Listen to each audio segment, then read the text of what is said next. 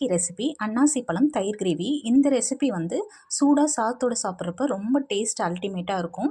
எப்படி செய்கிறதுன்னு பார்க்கலாமா? இந்த வீடியோவை அப்படியே சேவ் பண்ணிவிட்டு நம்ம சேனலை சப்ஸ்கிரைப் பண்ணுங்கள். அன்னாசி பழம் ஒரு கப் அளவு எடுத்திருக்கேன். குட்டி குட்டி பீசஸாக கட் பண்ணியிருக்கேன்.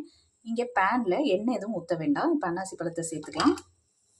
இது கூடவே 2 பச்சை மிளகாய், 1/2 டீஸ்பூன் மஞ்சத்தூள், 1/2 டீஸ்பூன் மிளகாத்தூள், 1 டீஸ்பூன் உப்பு அது சேர்த்துக்கலாம். அன்னாசி பழம் வேகிற அளவுக்கு ஒரு 1/2 டம்ளர் தண்ணி சேர்த்துக்கலாம். 2லேருந்து 4 நிமிஷம் ஒரு அன்னாசி பழம் நல்லா வேகட்டும்.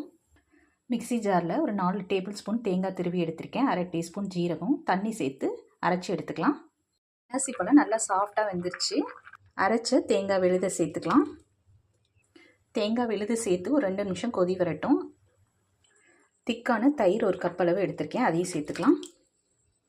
தயிர் சேர்த்து 1 நிமிஷம் கலந்து விட்டு அதை அப்படியே எடுத்து வச்சுருங்க. நம்ம இப்போ தாளிப்பு கரண்டி போட்டு தாளிச்சிக்கலாம். தாளிப்பு கரண்டியில் 2 டேபிள் ஸ்பூன் எண்ணெய் ஊற்றிருக்கேன். கடுகு, உளுத்தம் பருப்பு, வரமிளகாய், கருவேப்பிலை, கொத்தமல்லி எடுத்துருக்கேன், அதை சேர்த்துக்கலாம். தாளித்ததை இப்போ சேர்த்துக்கலாம். இதில் வந்து நான் பெருங்காயத்தூள் கொஞ்சம் சேர்த்துருந்தேன். நீங்களும் அன்னாசி பழம் தயிர் கிரேவியை ட்ரை பண்ணி பார்த்துட்டு கமெண்ட் பண்ணுங்கள்.